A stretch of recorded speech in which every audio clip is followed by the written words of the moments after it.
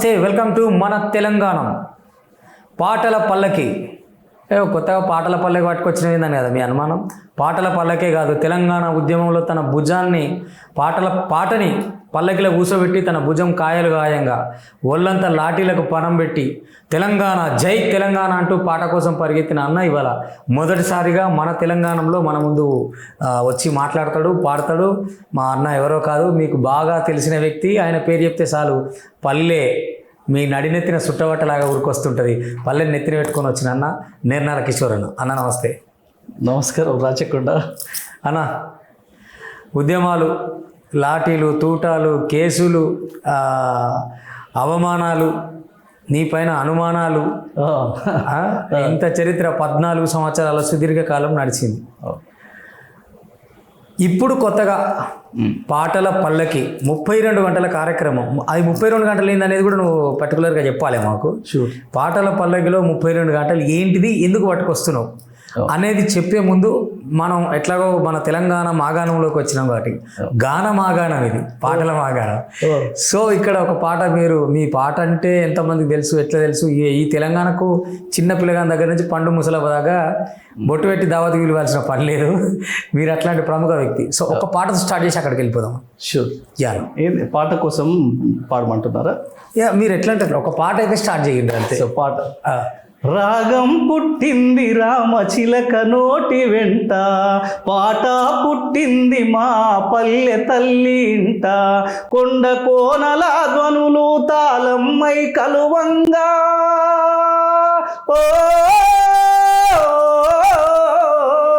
కొండ కోనల ధ్వనులు తాళమ్మై కలువంగా, సెలేటి గలగలలు స్వరాలై పొంగంగా, రాగం పుట్టింది రామచిలక నోటి వెంట, పాట పుట్టింది మా పల్లె తల్లి ఇంట. సూపర్ సూపర్ అండి, నిజంగా రాగం అక్కడనే పుడుతుంది. అద్భుతం. మిమ్మల్ని కదిలిచ్చినా కూడా రామచిలక వాడినట్టే ఉంటుంది. అందులో మీ పాటల గురించి చెప్పాలంటే ఇంకా ముందుకెళ్తూ చెప్పుకుందాం. ముఖ్యంగా పాటల పల్లకిలో ఇదేంటన్నా ఇప్పుడు కొత్తగా? ఇది పాటల పల్లకిలో 32 గంటలు దగాపడ్డ తెలంగాణ డప్పుల మూత, దగాపడ్డ కళాకారుల డప్పుల మూత. ఓకే. 12-13 సుందరయ్య విజ్ఞాన కేంద్రంలో నిర్వహించబడుతుంది ఇది. అసలు దగాపడ్డ కళాకారులు ఎవరన్నా? దగాపడ్డ కళాకారులు ఎక్కడున్నారు ఇక్కడ? దగాపడ్డ కళాకారులు అంటే తెలంగాణ ఉద్యమంలో పాటది ప్రధాన పాత్ర. అవును. తెలంగాణ 69 నుంచి మొదలుకొని తొలి దశ ఉద్యమంలో పాటది ప్రధాన పాత్ర. బండెనక బండి గట్టి కానుంచి ఇక్కడ పొడిసేతి పొద్దోలి ఏలమంద రాండిరో ఓరే రాజన్న అంటూ కాలికి అయ్యో నువ్వు అవ్వనివా కానించి పల్లె పల్లె తెలంగాణ ఎన్నో వేల మంది కళాకారులు, లక్షలాది మంది కవులు, కళాకారులు తెలంగాణ పాట. ఎక్కడ ఉద్యమం చల్లారితే అక్కడ పాట, ఎక్కడ అమరవీరుడు నేల కొరిగితే అక్కడ పాట, ఎక్కడ అలాంటి ఆ పాటతోటి తెలంగాణ ఉద్యమాన్ని ఉర్రూతలూగించినటువంటి కళాకారులు. తెలంగాణ రాష్ట్రం వచ్చిన తర్వాత గత ప్రభుత్వం సాంస్కృతిక సారథి అని ఏర్పాటు చేసి దాంట్లో 550 మంది ఉద్యోగాలు ఇవ్వడం జరిగింది. ఆ 550 మంది ఉద్యోగాలలో సగం 50% అనార్హులకు ఇచ్చినారు. ఉద్యమంలో పనిచేసిన కళాకారులకు అన్యాయం జరిగింది. ఆ కళాకారులంతా అప్పుడు గొంతెత్తి ఆ ప్రభుత్వాన్ని నిలదీయడం జరిగింది. దగాపడ్డ కళాకారులంతా మేము దగాపడ్డాం. తెలంగాణ ఉద్యమంలో మీరున్నారా? నిర్నాల కిషోర్ ఉన్నాడా దగాపడ్డ కళాకారులలో? నేనున్నాను. అవునా? నేనున్నాను. అంటే ఒక రకంగా మీకు ఏదో చైర్మన్ పదవి ఇయ్యలేదని అట్లనే ఇట్లనే ఇది లేపుతురు, ఇట్లా ఇది తీసుకొస్తురు అనే ప్రాపగండా కూడా ఉన్నది కదా. ఎవడాడు అన్నది అంటురు బయట. అప్పుడు చైర్మన్ పదవి అడిగిండు, ఆయన ఇయ్యలేదు కాబట్టి అది తలకు మాసిన వాళ్ళు, పని లేని వాళ్ళు, అది వాళ్ళు పుట్టించిన మాటలు. కానీ అసలు ఆ పదవుల కోసం పాట పాడలే నేను. అసలు దానికి తెలంగాణ ఉద్యమంలో పాట పాడితే నాకేం వస్తుందా అని చెప్పి స్వార్థంతో పాట పాడలేదు నేను. టీఆర్ఎస్ పెట్టకముందే నేను తెలంగాణ పాటలు పాడి రికార్డింగ్ చేసినోని నేను. టీఆర్ఎస్ రాకముందే, టీఆర్ఎస్ పార్టీ పుట్టకముందే. అప్పుడేం పాటలు రాసిరా?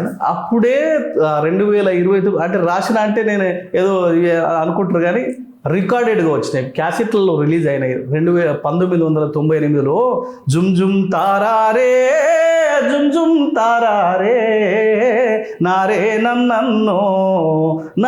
నన్నన్నో తెలంగాణ తల్లి నీ కన్నీ ఉన్నాయి ఎందుకమ్మా నీవు కన్నీరెడతావు.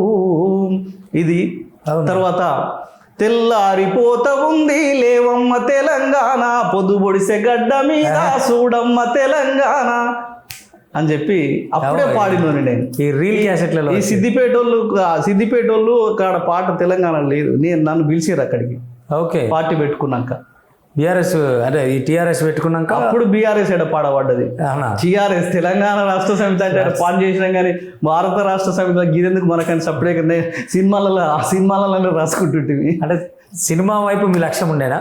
సినిమా కోసమే కదా నేను హైదరాబాద్ వచ్చింది. మరి అటు పోవాల్సిన ఇటు ఎందుకు మళ్ళీ నాన్న?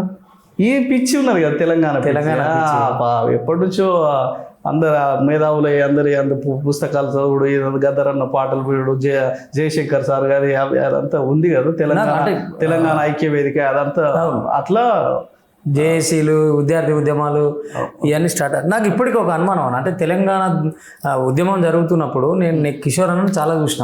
అంటే మామూలు వేదికలు కాదు, ఆకలి దూపలు కూడా మర్చి ఒక్క పాట తెల్లారు లేస్తే పాట అదే స్టేజ్ మీద వండుకొని మన తెల్లారు కూడా వెళ్ళిపోయే పరిస్థితులు ఉండే పరిస్థితి. లక్షలాది మంది. అటువంటి కిషోర్ అన్నకు ఎందుకు సరైన, అంటే ఇప్పుడు కేసీఆర్ సర్కార్ ఒక 550 ఉద్యోగాలు ఇచ్చి వాళ్ళకు చైర్మన్ పెట్టి ఇది చేసి అది చేసి ఇది చేస్తున్నారు కదా, అవును, అటువంటి గౌరవం దక్కలేదా? లేకపోతే నిజంగానే అక్కడ ఎవరైనా కుట్ర చేసి దగా చేసిరా మిమ్మల్ని? ఎవరెవరు కుట్ర చేసిరో ఏందో, కానీ అదంతా నా కోసం నా సమస్య కాదు, అక్కడ నిర్మల కిషోర్ కోసం సమస్య కాదు. అసలు ఆ ఉద్యోగాలు దేనికోసం ఇవ్వబడ్డాయి? ఈ ప్రతిపాదన ఎవరు తెచ్చారు ఫస్ట్ ఉద్యోగాలు అనేది? నేనే తెచ్చిన. నిర్మల కిషోర్ అనే వాడే వ్యక్తే ఈ రూపకల్పన చేసేడు. వీళ్ళందరూ తెలంగాణ ఉద్యమంలో నేను చూసిన ప్రతి జిల్లా ప్రతి నియోజకవర్గం, నేను తిరగని నియోజకవర్గం నేను తిరగని మండలం లేదు తెలంగాణ ఉద్యమంలో. ఆ కళాకారులతో నాకు అంత అనుబంధం ఉన్నది తెలంగాణ ఉద్యమంలో. ఎక్కడికి ఏ ప్రాంతం పోయినా, ఏ జిల్లాకు పోయినా అక్కడ స్థానిక కళాకారులను వేదికెక్కించి పాట పాడించేవాడిని. వాళ్ళంతా నాకు అంత సన్నిహితంగా ఉండేవాళ్ళు. అరే మా అన్న వచ్చిండు మా అని చెప్పి అంత ప్రేమగా ఉండేవాళ్ళు. వాళ్ళ బతుకులు వాళ్ళ స్థితిగతులు అన్నీ తెలిసిన వాడిగా తెలంగాణ రాష్ట్రం వస్తే నాయకులకు పదవులు వస్తున్నాయి, ఉద్యోగస్తులకు ఏది ఇంక్రిమెంట్లు పెరగవచ్చు, లేకపోతే ఇంకేదో ప్రమోషన్లు రావచ్చు, లేకపోతే 6 ఇయర్స్ పెరగవచ్చు. అన్ని రంగాల వారికి ఏదో ఒక లబ్ధి జరిగేది. కళాకారులకు ఏంది మరి అని ఆలోచించుకున్నప్పుడు తెలంగాణ రాష్ట్ర ప్రభుత్వం ద్వారా కళాకారులు ఏవైనా లబ్ధి పొందాలి, తెలంగాణ రాష్ట్రంలో ముఖ్య పాత్ర పోషించారు కాబట్టి అని చెప్పి నేను ఒక వినతి పత్రం తయారు చేసుకొని కేసీఆర్ గారు ముఖ్యమంత్రి అయిన తర్వాత 15 రోజులకే ఇవ్వడం జరిగింది. 12 డిమాండ్లతోటి. కళాకారులకు ఉద్యోగాలు కల్పించాలి, ఇళ్ళ స్థలాలు ఇచ్చి ఇల్లు కట్టించాలి, తెలంగాణ రాష్ట్ర వ్యాప్తంగా అన్ని జిల్లాలలో తెలంగాణ కళాభవన్ ఏర్పాటు చేయాలి, తర్వాత బస్ పాస్, రైలు పాస్, ఇట్లా హెల్త్ కార్డ్స్ ఇష్యూ చేయాలి, తెలంగాణ ఉద్యమంలో కీలకంగా పనిచేసిన కవులు కళాకారులకు కళారత్న బిరుదు ఇవ్వాలి, ఇట్లా ఇవన్నీ చెప్పి ప్రతిపాదించడం జరిగింది. దాంతో ఇది సాగింది, మొదలైంది. అంటే ఇది డైరెక్ట్ సీఎంకి ఇచ్చేసి సీఎం గారికి ఇచ్చినాం. ఓకే, మరి సీఎం గారికి ఇవ్వకపోతే ఇంకెవరికి ఇస్తాం? మరి మీరే కళాకారుల గురించి ప్రతిపాదన పెట్టి కొన్ని నిబంధనలు రాసుకొని అవి ముఖ్యమంత్రికి ఇచ్చిన తర్వాత మీకే ఉద్యోగం లేకుండా పోకూడేది కదా. ఇది చాలా గమ్మత్తున్నది ముచ్చట. అదే అయితే కేసీఆర్ గారు ఇస్తామని చెప్పి మాట ఇచ్చిండ్రు. ఆ వినతి పత్రం ఇచ్చిన తర్వాత ఓకే మీడియాకి చెప్పొద్దు, అంత మనం ఇప్పుడే ఇస్తున్నామంటే ఎమ్మెల్యేలు మంత్రులు వాళ్ళు వీళ్ళు పైరోగులు అవుతాయి, నిజమైన కళాకారులకు అన్యాయం జరుగుతుంది, చేసిన వాళ్ళు అంత వెనకపోతారు, ఈశ్వర్ ఇప్పుడే బయటికి చెప్పకు, ఒక లిస్ట్ తయారు చేయండి అని చెప్పారు. సరే అని చెప్పి అదే ప్రకారంగా లిస్ట్ తయారు చేసిన తర్వాత అందించిన తర్వాత అది ఆ ప్రక్రియ స్టార్ట్ అయిన సమయంలో చైర్మన్ అందరు నియమించబడ్డది, అంతా అదొక సాంస్కృతిక సారథి ఏర్పడ్డది. ఉద్యోగాలు ఇస్తున్న క్రమంలో నిజమైన కళాకారులకు కార్డ్ లెటర్స్ వస్తలేవు, వేరే ఎవరెవరికో వస్తున్నాయి. అసలు కళకు సంబంధం లేని వాళ్ళకు, కళాకారులు కాని వాళ్లకు, అసలు ఉద్యమంతో సంబంధం లేని వాళ్ళకు. అంటే ఎవరి సారథ్యంలో నడుస్తుంది? అట్లెట్లు వస్తాయి? అర్హులైన వాళ్ళకి రాకుండా అనర్హులకు ఎందుకు వస్తాయి? ఇంకా అది ఆ సాంస్కృతిక సారథి సాంస్కృతిక శాఖ అదంతా వాళ్ళతోటే అంటే వాళ్ళ చుట్టాలకు ఇచ్చుకున్నారా, పైసలకు అమ్ముకున్నారా, ఏదైనా లాబింగ్? సో మేము విన్నది ఏంటంటే 5 లక్షల నుంచి 10 లక్షల వరకు అమ్ముకున్నారు ఒక్కొక్క ఉద్యోగాన్ని. అప్పుడున్న చైర్మనా కావచ్చు, చైర్మన్ ఒక్క చైర్మన్ సంతకం పెడితేనే ఉద్యోగాలన్నీ ఇచ్చినాయి కదా. దానికి ఒక కమిటీ లేదు, కథ లేదు, దానికి ఒక కార్యక్రమం లేదు, విధి విధానాలు లేదు. అసలు ఎట్లాంటి వాళ్ళని సెలక్షన్ చేద్దాం, అసలు ఆ సెలక్షన్లు ఎక్కడైనా ఏంది ఏమీ లేదు. అంత మొత్తం ఒక్కడు సంతకం పెడితే మొత్తం గొర్రెల మందంతా 5 నుంచి 10 లక్షల వరకు ఒక జాబ్ అమ్ముకున్నాడు రసమై అని అన్నారు. ఓకే, అందుకే ముందు మీరు మాట్లాడిన దాంట్లో సగం మంది అనర్హులు ఉన్నారన్న సగం మంది అనర్హులు ఉన్నారు.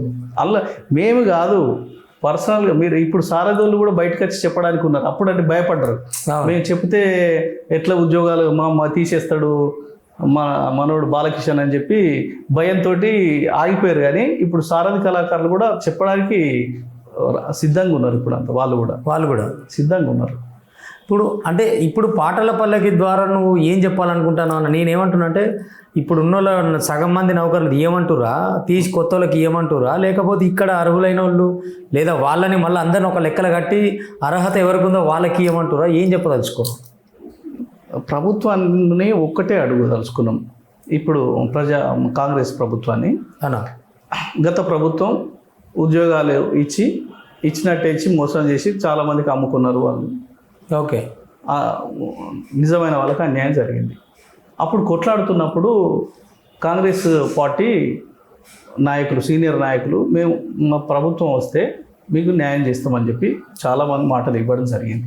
ఓకే, మాట ఇవ్వడమే కాదు, కాంగ్రెస్ మేనిఫెస్టోలో, ఎలక్షన్ మేనిఫెస్టోలో కూడా పొందుపరచడం జరిగింది దీన్ని. ఇప్పుడు ఏం అడుగుతున్నాం? ఆ ప్రభుత్వం ఒక 500 మందికి ఉద్యోగాలు ఇచ్చారు. ఈ ప్రభుత్వం కూడా ఎంతో కొంతమంది 500, 1000 ఎంతో మీ వట్టోళ్ళకు కాదు, ఉద్యమం చేసిన వాళ్ళకు, అర్హులకే తెలంగాణ ఉద్యమ కళాకారులకే ఇస్తే ఈ ప్రభుత్వాన్ని కూడా గుండెలో పెట్టుకుంటారు కళాకారులు. ఈ కళాకారుల కుటుంబాలు కూడా బాగుపడతాయి. మీ ప్రభుత్వ హయాంలో కూడా ఈ కళాకారుల ఈ దుఃఖాల ధూమ్ధాం, ఈ గుండెల బాధలు ఉన్న, ఈ ఆకలితో ఉన్న కళాకారులకు ఇంత అన్నం దొరుకుతుందని అడుగుతున్నాం. అవును, పట్టాడు అన్నం కోసం వీళ్ళు ప్రత్యేకంగా నీ కోసం కాదు. నిర్మల కిషోర్కి ఏదో జాబ్ నేను అసలు పెడతలేను. ఓకే, తెలంగాణలో దగాపడ్డ కళాకారులే ఈ కార్యక్రమాన్ని పెడుతున్నారు. ఓకే, కాకపోతే నన్ను ముందట పెట్టిరు అంతే. అన్న మీరు ఉండండి, అంతే. ఎవరో ఒకరు నడిపెట్టోళ్ళు కావాలి కదా. అవును, కారు ఉంటుంది, అది ఉంటుంది. మనం ఎటో పోతున్నాము, వైజాగ్ బీచ్ ఎటో పోతున్నాం, కారు పెట్టుకుంటే పోతుందా? నడిపెట్టోళ్ళకి రాచకొండ నన్ను నడిపే అన్నట్టుగా నన్ను నడపమని పెట్టిర్రు. ముందు వరుసలో ఉన్నారు. అట్లనే కాదు కదా, ఇవాళ ప్రాతినిధ్యం కాదు కదన్నా మీరు పాటకు. అంతే, దానికోసం అంటే మీకు పర్టికులర్గా నిర్మల కిషోర్ అన్నకి నమ్మకం ఉందా కాంగ్రెస్ ప్రభుత్వం చేస్తుంది అని?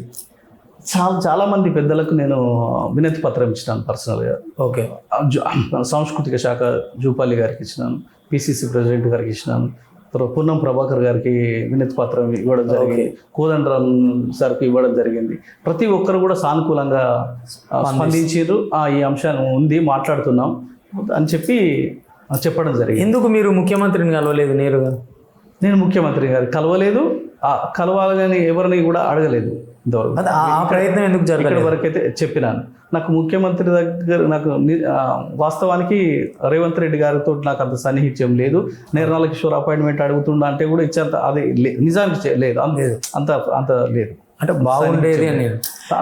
అండ్ కళాకారులు నమ్ముతురు కదా ఇప్పుడు ఇన్ని రోజుల నుంచి మాకు కిషోర్ అని ఉంటే బాగుంటుంది ముందు వరుసలో అనే ఈ ఒక కార్యక్రమాన్ని వాళ్ళు పెట్టుకున్నారు.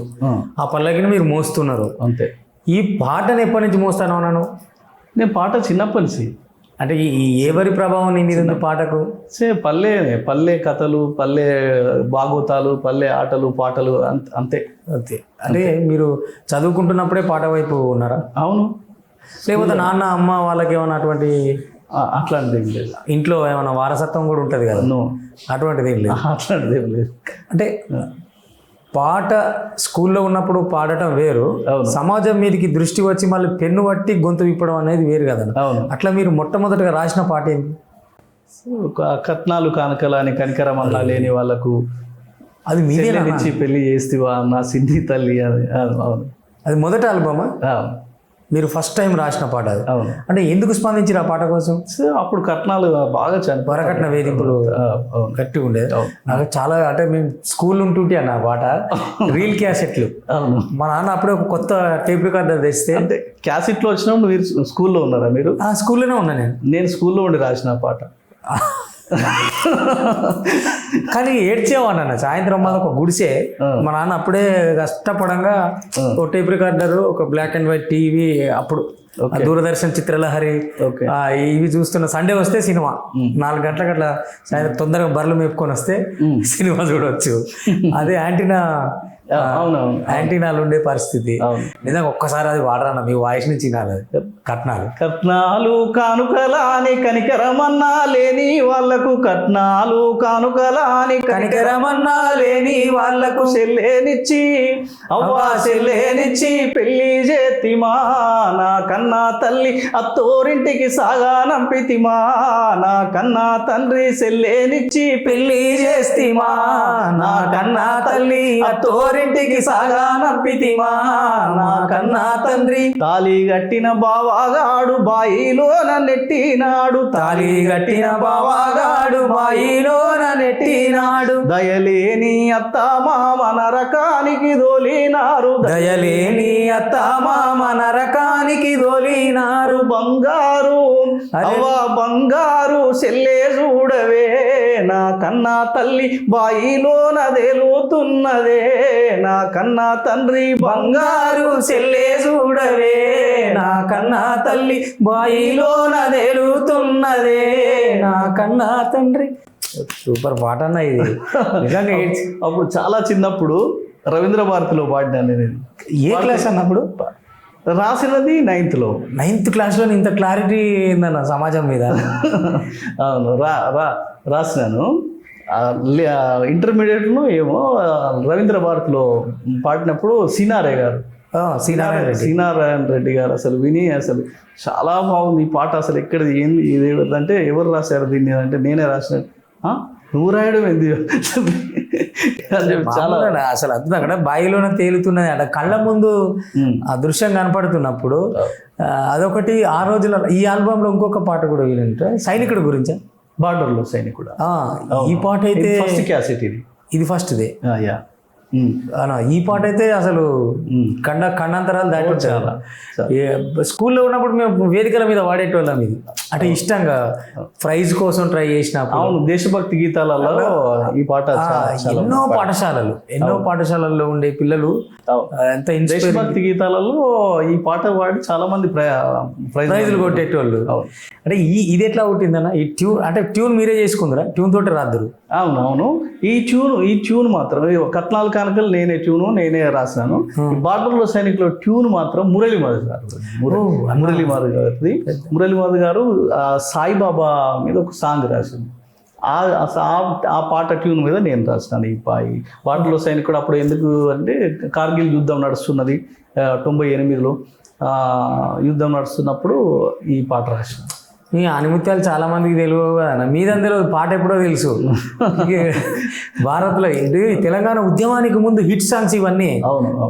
తెలంగాణ ఉద్యమం వచ్చినాక చాలా పాటలు కనబడతలేవు మనకు, కానీ నేను లారీ క్లీనర్గా ఉన్నప్పుడు ఈ పాట క్యాసెట్ వేసుకొని మళ్ళీ ఇటు తిప్పేసి మళ్ళీ అటు తిప్పేసి అదే వినేటోళ్ళం. నిజమన్నా 100 కిలోమీటర్లు పోవాలి కదా ఈ పాటలు. క్యాసెట్ రూపంలో సీడీల రూపంలో అమ్మేటోళ్ళు, మీకు గుర్తుందో లేదు, హోటళ్ళ దగ్గర పెట్టి అమ్మేటోళ్ళు. అంటే పాట అట్లా రోడ్డెంపటి ప్రయాణించేది. ఈ బార్డర్ లో రోడ్డు మీద ఉన్న దాబాల దగ్గర. అవును, ఈ లారీలు, ట్రాక్టర్లు, జీబులు 20-30 రూపాయలకు దొరుకుతుండే క్యాసెట్. జీబులలో అన్నిట్లలో పాటలు. ఊర్లలో ఈ టౌన్ నుంచి ఆ టౌన్ పోవాలంటే జీపులు ఉండేటివి. వాటిల్లో కూడా ఇవే వేసేటోళ్ళు. ఒక్కసారి ఆ దేశభక్తి గీతం. బార్డర్లో సైనికుడా భారత్కు రక్షకుడా, బార్డర్లో సైనికుడా భారత్కు రక్షకుడా, కార్గిల్లో కన్ను మూస్తివా ఓ సైనికుడా, మా కోసం ప్రాణాలిస్తివా.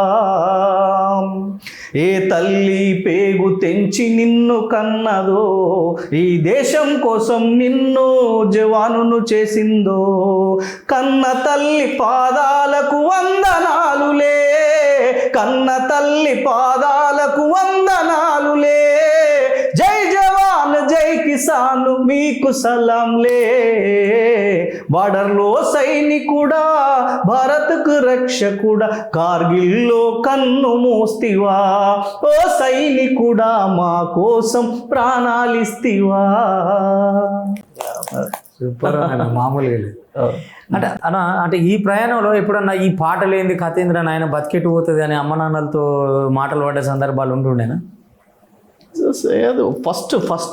ఫస్ట్ మొదలు పెట్టేటప్పుడు అట్లాంటివి ఉండేది, కానీ మీరు రాటు తేలిన తర్వాత వాళ్ళకు నమ్మకం వచ్చేసి ఇంకా అట్లాంటిది ఏం లేదు. పాటే ప్రపంచం, పాటే జీవితం అనుకొని వచ్చిరు. జీవిత భాగస్వామిని కూడా పాటే ఇచ్చింది. అవును, రమక్కని. అవును. అంటే మళ్ళీ ఆవిడ దగ్గర నుంచి మళ్ళీ ఒక చరిత్ర మీకు, అంటే అక్కడ వరకు కిషోర్ అన్న ఒకటైతే మళ్ళీ ఆమె తోడవడం మూలాన ఇంకా విస్తృతమైరు అనేది ఇక క్లియర్. ఎందుకనంటే ఆ చరిత్రలో మీరు కూడా వాడిరానా? నేను పాడలేదు. నిర్వహణ చేసేదా? లేదు రాయలేదు, అట్లాంటిది కంప్లీట్ ఆమెకు సంబంధించింది. అంతే. అప్పుడు అంటే ప్రేమ ఎట్లా, మీరే అక్కకు ప్రపోజ్ చేసిరా? అసలు మీ పరిచయం ఎట్లా? ఇంతే కాదు, పాటకు పెళ్ళి. అంటే మీ పెళ్ళి కూడా అయిపోయింది. లేదు, కొన్ని ఇంటర్వ్యూ అన్నాక అన్ని మాట్లాడుకోవాలి కదా. నేనే చేసినాను. ఓకే. మాదంతా ఒక టీమే. అంటే ప్రపోజ్ అంటే ఏంటిది అంటే ఇప్పుడు కాలేజ్ పోరల్లాగా 4 వద్దులు చూసుకొని తర్వాత నవ్వుకొని తర్వాత సినిమాలు షికారులు తిరిగి, లేదంటే ఐ లవ్ యూ నువ్వు యాక్సెప్ట్ చేస్తావా చేయవా అని ఇటువంటి పైశాచికత్వాలు ఏవో ఉంటాయి. పెళ్లి చేసుకుంటున్నాడు అంతే. సూపర్ అలా డైరెక్ట్ పెళ్లి చేసుకున్నాడు వాళ్ళ. ఇక మళ్ళీ ప్రేమ తిరుగుదాం అటు ఇటు సినిమాలు పార్కులు అవన్నీ ఏం లేదు. ఇది పాటలు రాయటం ప్రేమ మీద అంతే. ప్రేమిస్తావా కాదు, పెళ్లి చేసుకుంటావా, కలిసి ఉందామా, అంతే జీవితం. ఇది బాగుంది కళాకారుల లైఫ్లో.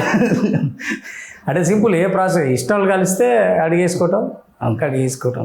మరి ఈ తెలంగాణ ఉద్యమంలో మిమ్మల్ని తీసుకపోయి కొట్టిండ్రు, ఇబ్బందులు పెట్టిండ్రు, నానా ఇబ్బందులు పడుతున్నప్పుడు ఎప్పుడన్నా రమక్క అడగలే ఎందుకు ఇదంతా ఈ ప్రాణాల మీద తెచ్చుకొని ఇదంతా అవసరమా అనేది ఎప్పుడన్నా వచ్చేదా చర్చ?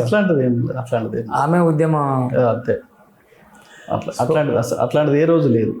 కానీ బాధపడ్డ రోజులు ఉన్నాయన్న, అంటే నేను ఇది ఎవరి కోసం చేసినా నాకేం దక్కింది అని? అట్లేం లేదు.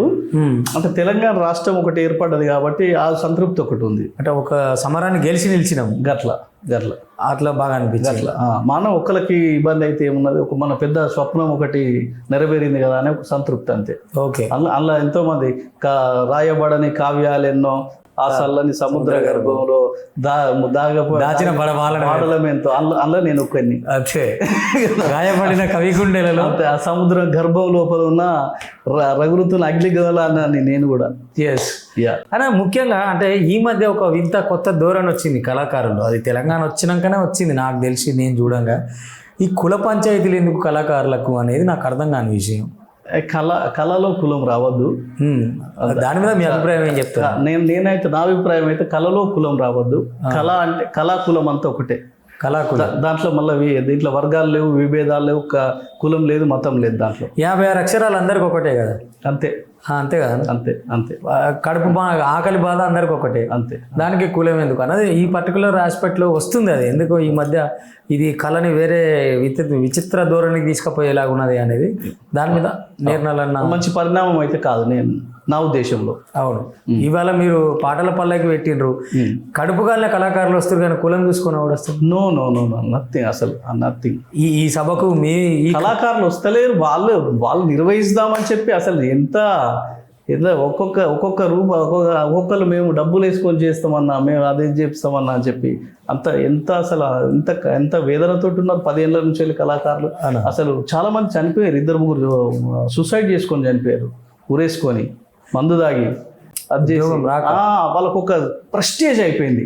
ఎట్లా అంటే అరే మా ఊర్లో అసలు ఏమి తెలియని వాడు ఉద్యోగం వచ్చింది, నేను ఇంత ఉద్యమంలో తెల్లారులైతే 4 గంటలకు బస్ ఎక్కిపోయి ఎప్పుడు 12 గంటలకు వచ్చేది, మొత్తం మా ఊళ్ళు అయితే వాడు తీర లాస్ట్ చూస్తే ఊరంతా అరే వీడు ఉద్యమం గిన్ని తిరిగిండు, వీడికి రాలే గవానికి వచ్చింది అంటే వాడు తలెత్తుకోలేక ఇజ్జత్కి వాళ్ళకి ఎట్లా తయారైందంటే సారథిలో నేను బతికున్నాను రోజులు ఒక్క రోజైనా ఉద్యోగం చేసి సావాలనే కింద వచ్చేసారు కొంతమంది. ఓకే.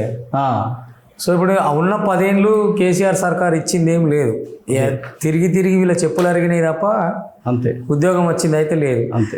ఎందుకు కళాకారుడు ప్రత్యామ్నాయం చూసుకోకుండా ఆ ఉద్యోగం కోసమే తపన పడాలి? ఇప్పుడు బయట ప్రోగ్రాంలు చేసుకోవచ్చు. నేను చెప్పినా కదా ఇప్పటిదాకా చెప్పింది అదే మీకు. అదే తను అన్న అసలు ఎలాంటి సంబంధం లేని వ్యక్తి వాళ్ళ ఊర్లో సాంస్కృతిక సాగులు ఉద్యోగం చేస్తున్నాడు. కానీ ఎప్పటి నుంచో తెలంగాణ ఉద్యోగంలో పాడుతున్న వాడు ఉద్యోగం రాకుంటున్నాడు. అంటే ఓహో వీడు నిజమైన కళాకారుడు, వీడు అట్టోడు ఆయన కింద ఈయనకి కళ కూడా ఫీలింగ్ అయిపోతుంది. అరే అసలు ఈయన సమాధానం లేదు, నీకు ఎందుకు ఉద్యోగం రాలేదంటే వాళ్ళం బట్టి తలెత్తుకునే పరిస్థితి లేదు. ప్రత్యామ్నాయ కళలు ఉన్నాయి కదా, పెళ్లిళ్ళకు పేరెంటాలకు ఇటు అటు పోయి అన్ని పోవచ్చు, అన్ని చేసుకోవచ్చు. నీకు నథింగ్. నేను అదే చెప్తున్నా. వీడు నాకు అర్థమైంది. అదే నేనున్నా, నా పక్కిల్లు ఉన్నది, నీదే నాకు పక్కిల్లు. ఓకే. నేను నాకంటే ముందు నుంచి స్టార్ట్ చేసి కళాకారుడు ఉన్నావు. నేను పై రోగులు అని అటాని ఇటాని జూలాయిగా తిరుగుతానా, ఆఫీసు గీఫీసు పోతానా, అంత నాకు పరిచయం అంత తిరుగుతానా, అంత చేస్తానా, నా పని అది. నువ్వు తెల్లారులైతే తెలంగాణ ఉద్యమం అని పోతాను, తిండి లేదు, తిప్పలు లేదు, పెండి లేదు, పెటాకులు లేదు, చదువు ఆగం అయిపోయింది, మొత్తం అవ్వాయి తిడతారు. ఏందిరా తెల్లారంగా పోతాను తెలంగాణ అంటాను పోతాను అంటే ఈ అవ్వాయి మాట ఇట్టలేవు, ఏం లేదు. తెలంగాణ ఉద్యమం లేనే చేసినావు, పాడినావు, వచ్చినావు, గోసి ఉంగడి వేసినావు, డప్పు మోసినావు, గజ్జలు కట్టినావు, మొత్తం ఇదే నీ పని. తెల్లారులైతే తెలంగాణ పాట ఆట. ఎప్పుడు వస్తానో ఎప్పుడు ఇంటికి పోతానో తెలియదు. ఊరంతా కూడా గదే. ఏమన్నా పెళ్లి చేద్దామన్నా కూడా పిల్లల్ని ఎత్తలేరు. అలాంటి పరిస్థితిలో ఉన్నావు. ఈ తెలంగాణ వచ్చింది, సాంస్కృతిక సారథి ఏర్పడ్డది, వాళ్ళందరికీ తెలంగాణ ఉద్యోగాలు అంతా వస్తున్నాయి. అంటే వీడు ఆరే ఏంది ఇక రాచకొండ రమేష్కి ఉద్యోగం వస్తుంది, మంచిగా కాదు, ఇన్ని రోజులు తిరిగిండు కదా అని చెప్పి అందరు ఆనందపడతారు, కూడా సంబరపడతాడు కదా అని చెప్పి. తీరా వచ్చేసరికి నాకు వచ్చింది కానీ నీకు రాలే. అరే ఇంతలా వృత్తి ఏదిరా? అరే ఎక్కడ సంబంధం లేని వీడికి వచ్చింది, నీకు రాలే. నువ్వు వచ్చిదేనారా నీ కథ? ఇట్లా చేసిండేవరా నిన్ను కేసీఆర్ అని ఉరికితివి, తెలంగాణ అని పాడుతీవి. ఇదేనారా నీ బతుకు? ఇదేనా అంటే దోస్తులకు ఏం చెప్పలేక, ఇంటి ముంగటోళ్ళకి ఏం చెప్పలేక, ఇంటి పక్కోళ్ళకి ఏం చెప్పలేక, అటు ఇటు అంతా ఆఖరికి సద్దామా అనే ఊరేసుకొని సద్దామా, మందు తాగి సద్దామా, పత్తి మందు తాగదామా, ఇట్లాంటి స్థితిలోకి వెళ్ళిపోయింది. ఈ ప్రధాన భూమిక పోషించిన పాట ఇప్పుడు ఈ కాంగ్రెస్ ఆధ్వర్యంలోనన్నా నిజంగా అంటే మీరు చెప్తుంటే నాకు ఆవేదన తెలుస్తుందన్న కళాకారులది. అంటే వాస్తవంగా ఈ నిజమైన సందర్భాలు ఏవో కల్పించుకొని మీరు చెప్తలేరు, క్లియర్గా జరిగి చనిపోవాలని అని మాట్లాడిన కళాకారులు కూడా నాతో ఉన్నారు. కొంతమంది ఏం చేయాలో తెలియదు. నిన్న మొన్న కనపడినోడి అలా నౌకర్లు కనబడతాడు, చాలా ప్రెస్టేజ్ ఇష్యూ. ఆ తర్వాత వీళ్ళకైనా ఉద్యోగ భద్రత ఉందా అంటే మళ్ళీ అది గ్యారెంటీ లేదు. ఇప్పుడు ఇచ్చిన నౌకర్లలో కూడా ఉద్యోగ భద్రత లేదు. పెంచుతాం అనుకుంటే ఆయన వెళ్ళిపోయిండు, పెంచకపోతే పోయిండు. వీళ్ళు పెంచి పని చెప్తున్నారు, బాగున్నది.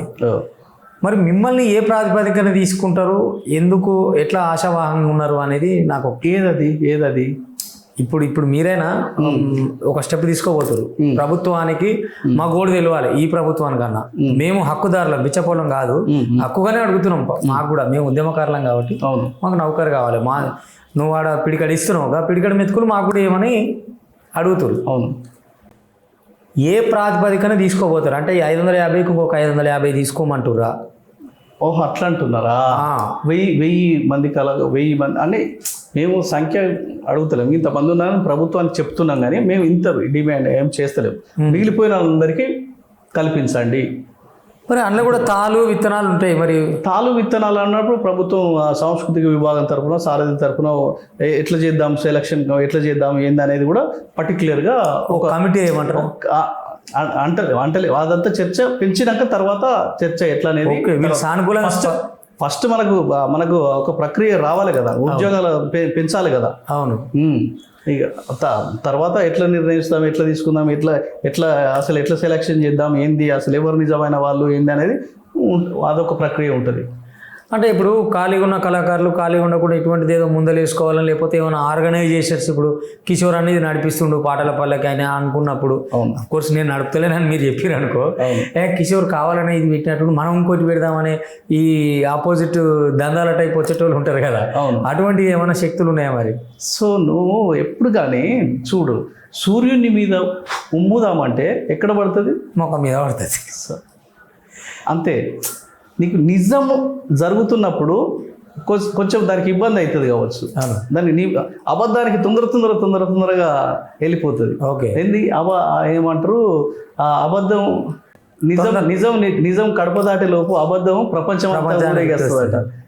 కానీ అది తెలిసినప్పుడు ఎట్లుండ, నిజం బయటికి వెళ్ళినప్పుడు ఇది కనపడదు. ఇంకా అసలు అవి చిన్న సమస్యలు, అవి చిన్న ఇది పెద్ద సమూహం గదిలో వస్తుంది. ఇప్పుడు ఈ పాటల పల్లకిలో ఎవరో చిన్న దుకాణం పెడితే, ఎవరో పాన్ డబ్బా పెడితే, ఎవరో అది పెడితే ఇది పటాపంచలు అయ్యేది కాదు.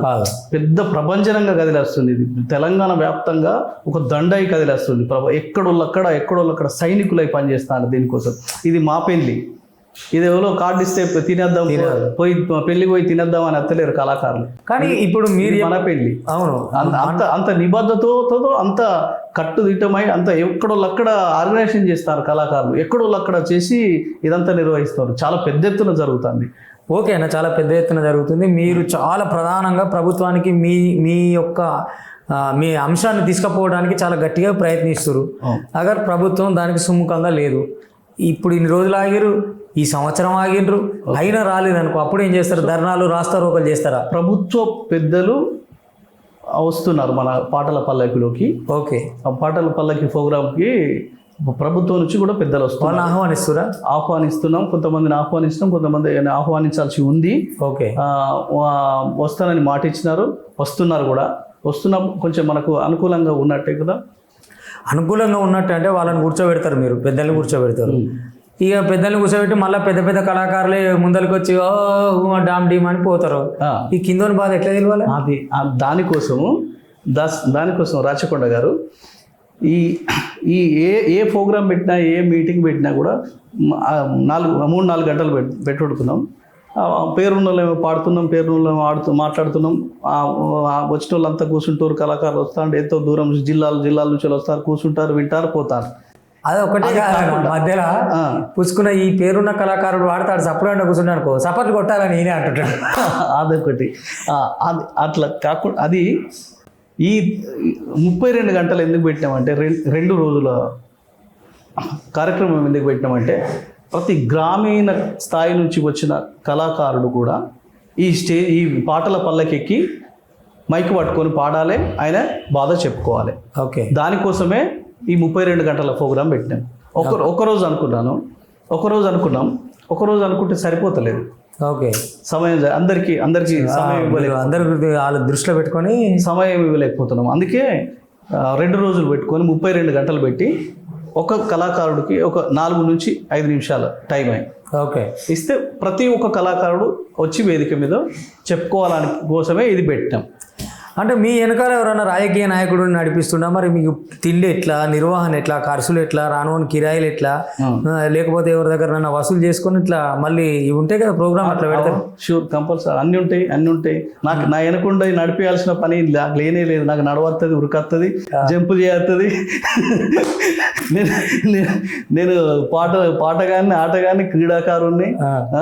ఇప్పుడు రాజకీయ నాయకులు అవన్నీ అంత కమి. అంటే జంపులు అంటే మళ్ళీ వేరే అర్థం వస్తుంది. అంటే రాజకీయ జంపులు ఉంటాయి, జంపు చేస్తుంది అంటే ఆ జంపులు అంట, పొలిటికల్ జంపులు ఉంటాయి. అందరూ తెలంగాణకు తెలియదా నేను ఎక్కడెక్కడ ఏడు జంపు చేసిన? నేను కళారంగంకే పనిచేసినాను. అవును, తెలంగాణ కోసం పనిచేసిన. టీఆర్ఎస్ పార్టీలో సాంస్కృతిక విభాగ అధ్యక్షుడిగా నేను ఎందుకు పనిచేసిన? తెలంగాణ రాష్ట్రం కోసం పనిచేసిన. నేను ఆ తెలంగాణ ఎజెండా లేదు ఎక్కడ చూడు. నా తెలంగాణ ఉద్యమ ప్రస్థానంలో తెలంగాణ కోసం పాడిన కానీ కేసీఆర్ కోసం పాడినటువంటిది ఎక్కడ ఉండదు. ఏ వేదిక తెలంగాణ కోసమే పాడిన. అవును, ఒక వ్యక్తుల కోసం నేను పాడలేదు. ఎవరు పార్టీ అంటే అది తెలంగాణ కోసం పనిచేస్తుంది కాబట్టి అట్లా నేను తర్వాత తర్వాత ఈ ఉద్యోగాలు ఈ గొడవ ఇదంతా దాని తర్వాత టీఆర్ఎస్ నుంచి బయటకు వచ్చినాక నేను ఏ పార్టీలకు కానీ ఏ పార్టీలకు సభ్యత్వం తీసుకోలే, ఎక్కడికి పోలే. కోదండరామ్ సార్తో టీజేఎస్ అక్కడ అవును ఆడ ఉన్నాను, అక్కడ పనిచేసిన. అంతేగాని ఇంకా నేను పార్టీలు రాజకీయ పార్టీలు ఎక్కడ తిరగలేదు. అంటే క్లియర్గా మీ వేలో ఎక్కడైనా తెలంగాణ ఉద్దేశం ఉంది, ఒకటి సమన్యాయం జరగాలన్న ఉద్దేశం ఉంది, ఈ రెండే ఉన్నాయి తప్ప అంతే. సొసైటీ నుంచే ఉంది. కానీ అంతే. అన్న నాకు ఎప్పటి నుంచో ఒక అనుమానం నీ మీద, అది అడగచ్చా? అనుమానాలు కూడా ఉన్నాయా? ఉన్నాయి. అడిగి ఎందుకనంటే ఈ మనిషి ఉండేదే ఊర్లల్లా, మళ్ళా ఎప్పుడు ఊరికి పోయి ఊరిని అడిగిండి ఎట్లున్నవే నా పల్లె అని అసలు ఆ సందర్భం ఎందుకు వచ్చిందన్న? ఓకే, అది ఆ సందర్భం ఏంటంటే మాది హుస్నాబాద్ మండలం మీర్జాపూర్. ఓకే. హుస్నాబాద్ నియోజకవర్గంలో మీర్జాపూర్ గ్రామం. అవునా? మా నాన్న మేము చిన్నప్పుడే బొంబాయి పోయాడు మేస్త్రి పని చేయాలి. ఓకే. బొంబాయి వెళ్ళిపోయాడు, బతుకు తెరుగు. మేము హాస్టళ్లలో ఉన్నాం. అక్కడ బొంబాయిలో అప్పుడు తెలుగు లేదట, హిందీ చదివితే పూర్వాలు మళ్ళీ ఇక్కడ ఇబ్బంది అవుతుంది అని చెప్పి మమ్మల్ని ఇక్కడ హాస్టల్లో వేసారు. నేను ముక్కనూరు హాస్టల్లో చదివేవాడిని చిన్నప్పటి నుంచి. ఓకే. వాళ్ళ నుంచి ఇంకా హాస్టల్ జీవితం మొత్తం. అయితే ఆ సెలవులు వస్తే బొంబాయి వెళ్ళిపోయేటోళ్ళం.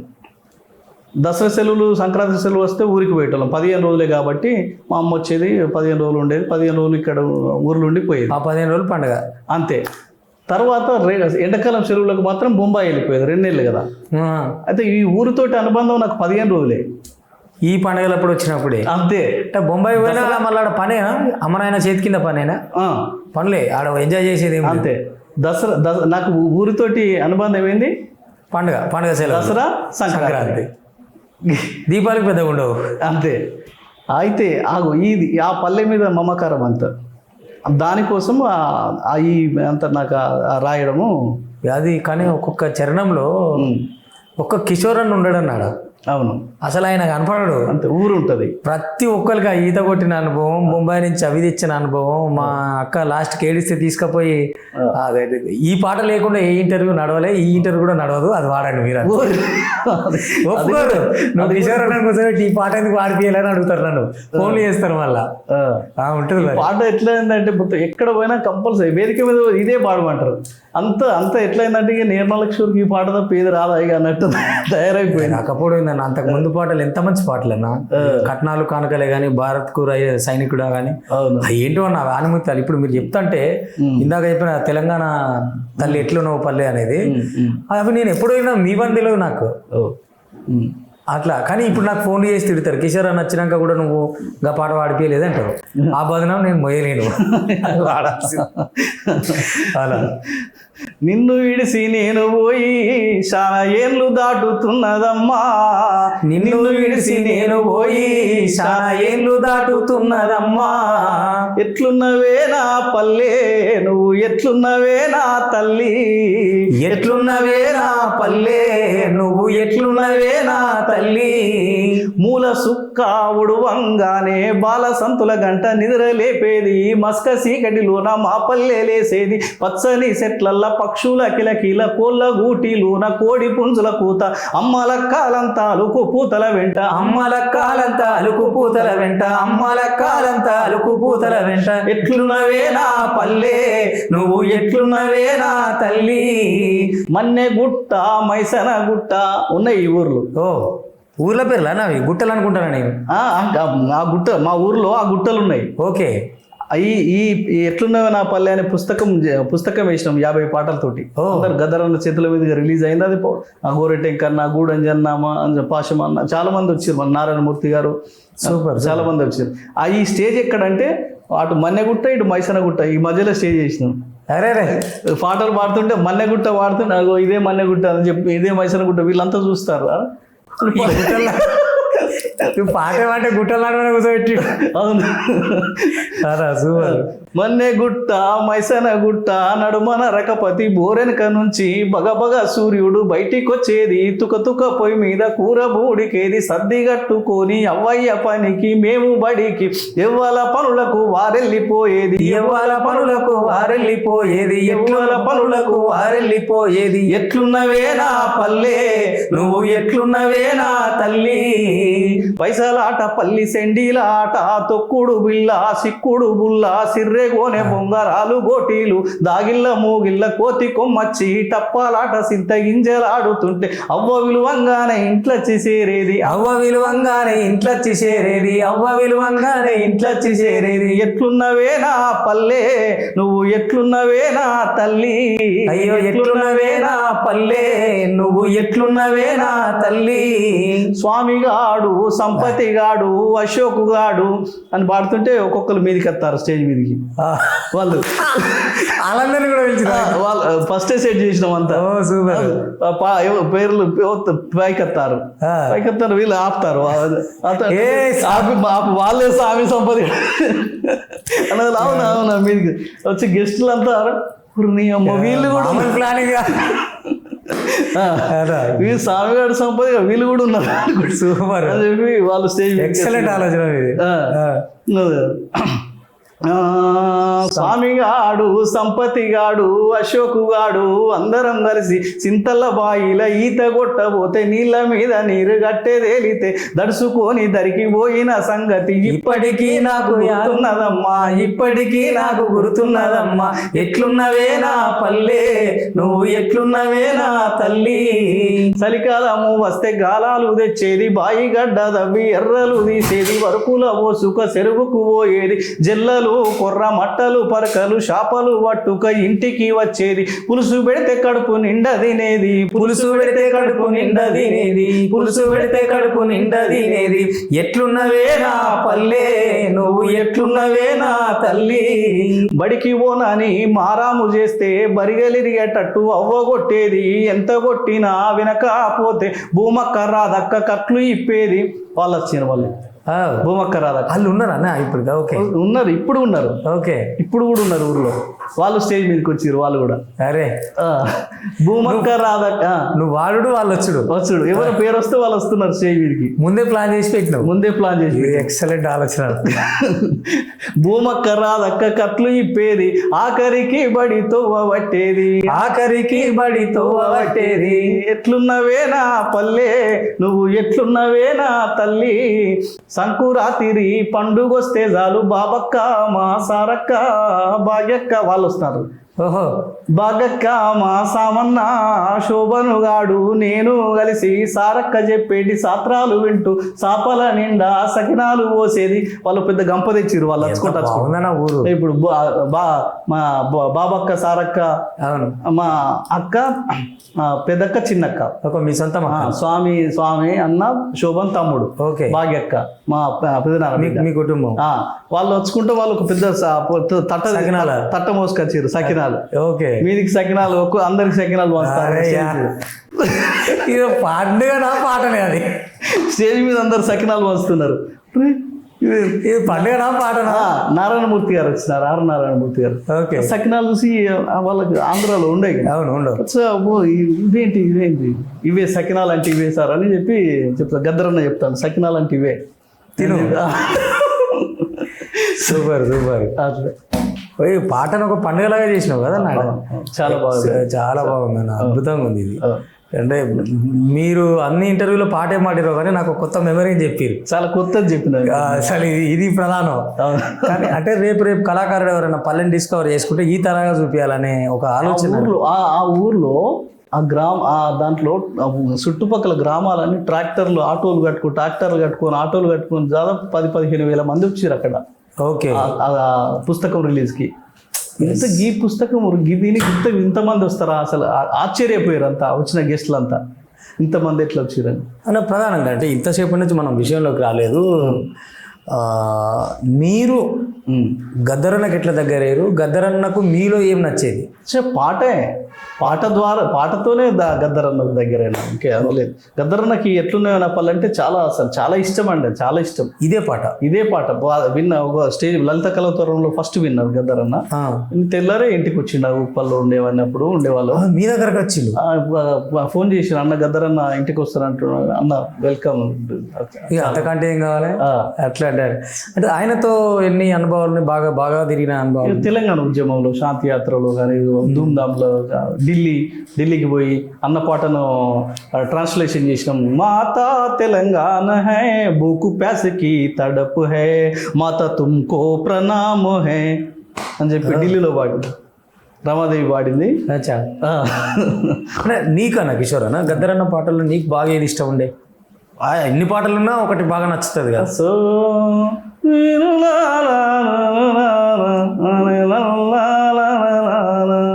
ఒక్కరొక్కరు ఒరిగిపోయి సుఖలల్లో చేరినారు, మీరు కాకమ్మాలయ్యి వస్తారా, మా బిడ్డలు మా కడుపు తీపిరిచిపోతారా, మా కునలు తెల్ల పాయింటు ఎర్ర సెట్టు తెచ్చి కుట్టి పెట్టినాం, మీరు జమ్మియాకై కలిసిపోతారా, మా బిడ్డలు మాకు పాల పిట్టై చూసిపోతారా, మా బిడ్డలు. ఈ పాట బాగా ఇష్టం, అన్నీ ఇష్టం. ఆయన తెల్ల పాయింట్ ఎర్ర షర్టు అనేది పండక్కి కూడా ఒక కమ్యూనిజాన్ని జోడించిన తీరు బాగా అద్భుతం అనిపిస్తుంది. అంటే ఈ మధ్య ప్రధానంగా గద్దరన్న లాంటి వాళ్ళు దూరం అవడం అనేది మనం కళా కుటుంబానికి కొంత చాలా తీరని. ఎందుకనంటే ఆయన నువ్వు కేసీఆర్కి ఏదైతే గట్టి వార్నింగ్ ఇచ్చిపోయిండో నీ ప్రభుత్వం కూలుతుందని ఆయన చూసేది ఉండే కళ్ళతోటి అనిపించింది నాకు. ఈ మార్పును చూసేది ఉండే. దానికి తోడు రేవంత్ రెడ్డి కూడా గద్దరన్న పేరు మీద నంది అవార్డు రావాలని చెప్పడం కానీ, గద్దరన్న బిడ్డకు సారథిని అప్పచెప్పడం కానీ, వీటన్నిటి మీద మీరు సంతోషంగా ఉన్నారా? చాలా సంతోషంగాను స్వాగతిస్తున్నాం ఆ ప్రభుత్వ నిర్ణయాన్ని. స్వాగతిస్తున్నారు. ఇది దగాపడ్డ కళాకారుల తరపు నుంచి కిషోర్ అన్న ఈ నిర్ణయాన్ని స్వాగతిస్తున్నప్పటికీ ఇప్పుడు ఒక సంవత్సరం పాలన మీద చెప్పమంటే ఏం చెప్తాడు కిషోర్ అన్న? ఎట్లా ఉంది తొలుత సంవత్సరం? చెప్తావు. ఇప్పుడు మన పాటల పల్లకి పాటలు ఇదే. ఓకే, మీరు దీని మీద ఇప్పుడు ఏం చెప్పలేరు అన్నమాట. గత పాలన కన్నా ఇప్పుడైతే కొంత తెలంగాణలో స్వేచ్ఛ స్వతంత్రాలు ఉన్నాయి. ఎవరైనా ఎక్కడైనా మాట్లాడవచ్చు, ఎవరైనా ఎక్కడైనా కలవచ్చు, ఎవరైనా ఎక్కడైనా సభలు పెట్టుకోవచ్చు, ఎవరైనా ఎక్కడైనా స్వేచ్ఛగా ఉండొచ్చు, స్వేచ్ఛగా గాలి పీల్చవచ్చు. అప్పుడు ముఖ్యమంత్రిని పోయి కలిసేంత స్వేచ్ఛనిచ్చిరా? లేకపోతే ఇదివల్ల కేసీఆర్ అదంతా నేను కలవాలని ప్రయత్నించలేదు. అదంతా అక్కడ దాకా నేను చెప్పలేను. కానీ ఆ రాష్ట్రం అయితే కొంత ఊపిరి పీల్చుకున్నట్టయితే ఉంది. మా ఫోన్లో మాట్లాడుకోవాలన్నా కూడా కనీసానికి ఇబ్బందికరంగానే ఉండదు. ఎవరి ఫోన్లు రికార్డ్ అవుతున్నాయో తెలియదు, ట్యాప్ అవుతుందో ఎవరు తెలియదు, ఏంది అసలు ఏం లేక అంతగా ఇబ్బంది ఉండదు కదా. కనీసానికి భార్యాభర్తలు మాట్లాడుకుందామన్నా కూడా భయపడుకునే పరిస్థితి ఫోన్లలో. సో ఫైనల్లీ 12-13 పాటల పల్లకి దగాపడ్డ కళాకారుల డప్పుల మోత పాటల పల్లకి, పాటని దరువుని రెండింటిని కలిపిరా అంతే. పాటల పల్లకిలో 32 గంటలు దగాపడ్డ కళాకారుల డప్పుల మోత. పైన ఏంది? పాటగానే జీవిస్తాం, పాటతోనే మరణిస్తాం అంతే. ఇది ఇప్పుడు మీరు తెచ్చిందేనా? ఇది వరకు ఉన్నదా? అది ఎప్పటి నుంచో మా నగార కళా బృందం నుంచి పాటలలో ఉంటుంది మా స్లోగన్ అది. సో ఇప్పుడు చెప్పారు. ఈ తెలంగాణ వ్యాప్తంగా దగాపడ్డ కళాకారులకు చివరిగా ఏమని పిలుపునిస్తాడు కిషోర్ అన్న? దగాపడ్డ కళాకారులారా, నా ఆత్మీయ కళాకారులారా, ఈ మన తెలంగాణ ఛానల్ ద్వారా మీకు చెప్పదలుచుకున్నది ఒకటే. పాటల పల్లకిలో 32 గంటలు దగాపడ్డ కళాకారుల డప్పుల మోత 12-13 రోజు సుందరయ్య విజ్ఞాన కేంద్రం హైదరాబాద్లో తెలంగాణ వ్యాప్తంగా ఉన్న దగాపడ్డ కళాకారులు ప్రతి ఒక్కరూ కంకణం కట్టుకొని వీర తిలకం దిద్దుకొని రావాలి.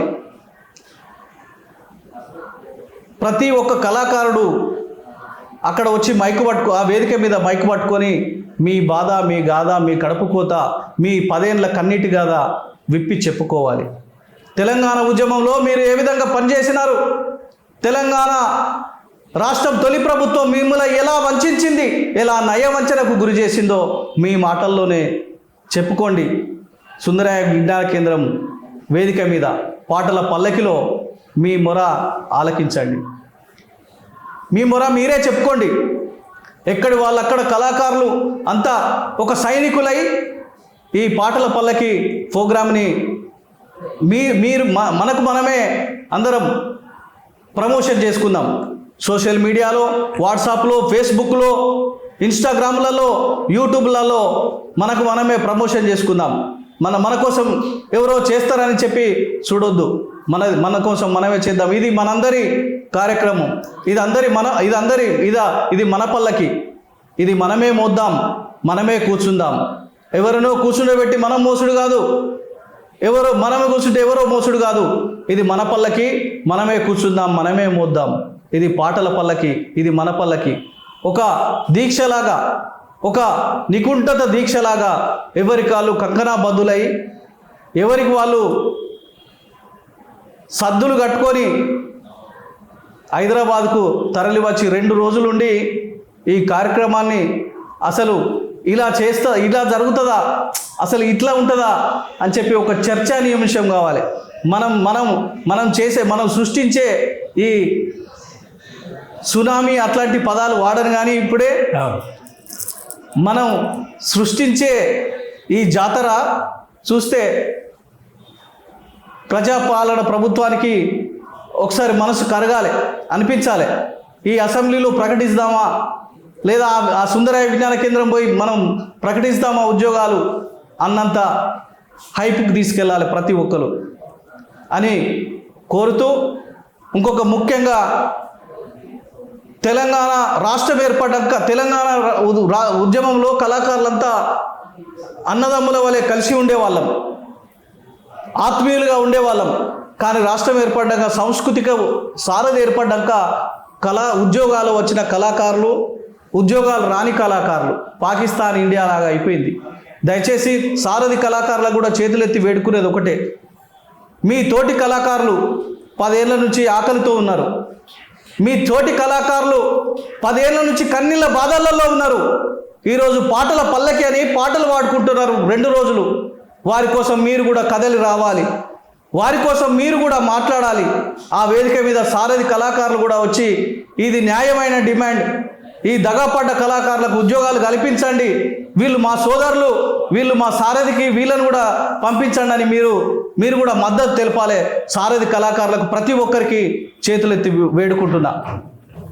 ఈ కార్యక్రమానికి తెలంగాణలో ఉన్న మేధావులు, జర్నలిస్టులు, అడ్వకేట్లు, ప్రొఫెసర్లు, ప్రతి ఒక్కరూ, రాజకీయవేత్తలు, ప్రతి ఒక్కరూ మద్దతు తెలపాలి, సహకరించాల్సిందిగా వేడుకుంటూ మీ నేర్నాల కిషోర్.